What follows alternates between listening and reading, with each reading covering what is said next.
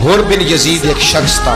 حر بن یزید ایک مختصر سا لشکر لے کے اس نے امام حسین کو ایک جگہ پہ روکا، پھر دوسری جگہ پہ روکا، پھر لا کر تیسری جگہ پہ روکا. تو امام حسین نے فرمایا جگہ کون سی ہے؟ کہا حضور کرب و بلا. فرمایا بس یہی خیمے لگا دو یہی. حضرت سیدہ زینب نے پوچھا امام حسین سے کہ سارے زمانے نے روکا ہے، ٹھیک ہے آپ حق پہ ہیں، یہ بھی سب نے کہا ہے آپ حق پہ ہیں، پر روکا بھی سب نے، آپ روکے کیوں نہیں؟ ابن کثیر اور ابن اسیر لکھتے ہیں امام حسین رو پڑے، کہنے لگے بہن میں رک جاتا پر میں نے رات کو نانا مصطفیٰ کو خواب میں دیکھا. تو حضور نے فرمایا حسین اگر آج یہ رواج پڑ گیا نا یزید جیسے لوگوں کا تو قیامت تک پڑا رہے گا. پھر لوگ کہیں گے کوئی نکلا نہیں تھا تو ہمیں بھی نکلنا. پھر لوگ ظالموں کے سامنے گردنیں جھکانے کے عادی ہو جائیں. میں کہتا رہتا ہوں، کہہ رہا ہوں، کربلا کی جنگ کفر اسلام کی جنگ نہیں، کفر اسلام کی جنگ نہیں کربلا کی. کیونکہ یزید تو بڑا پکا نمازی تھا، خطبہ دیتا تھا. وہ تو جب امام حسین رضی اللہ تعالیٰ عنہ نے کربلا کے میدان میں جمعے کا دن تھا تو یزید کے سامنے کو بات کرنی شروع کی، عمر بن سعد کے سامنے. تو عمر بن سعد کہنے لگا حسین زیادہ باتیں نہ کر، ہمارا جمعہ لیٹ ہو رہا ہے، جنگ کے لیے تیار ہو فٹافٹ آ.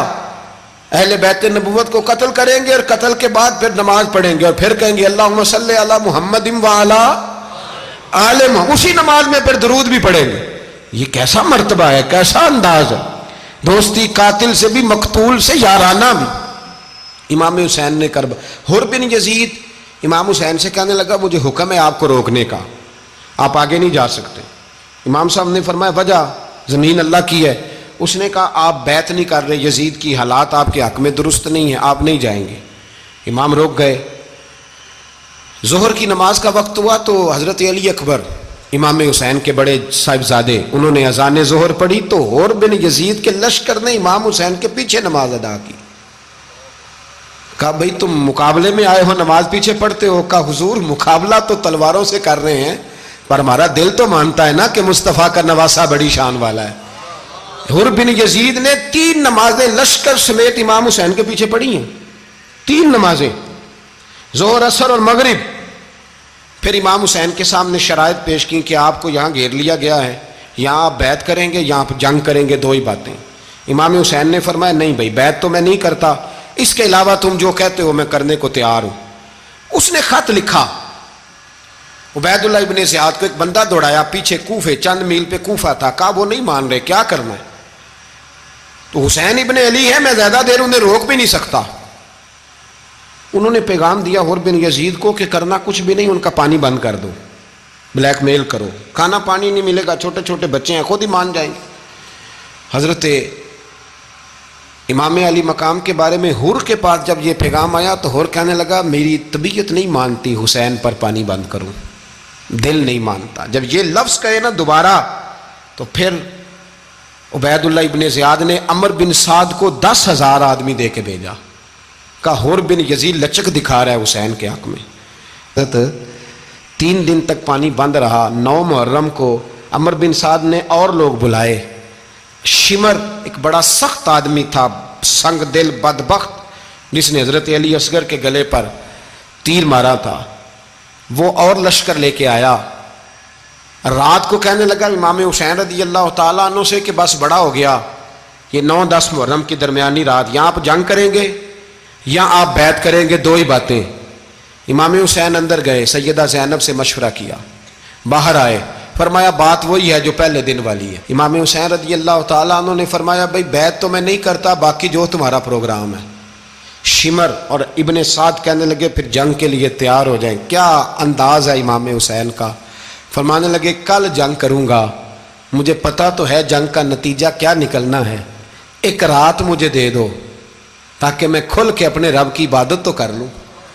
حسین نے جانا ہے، مجھے پتا ہے کل رزلٹ 72 اور 22,000 کا کیا 1 رات مجھے دو، میں مالک سے راز نیاز تو کروں.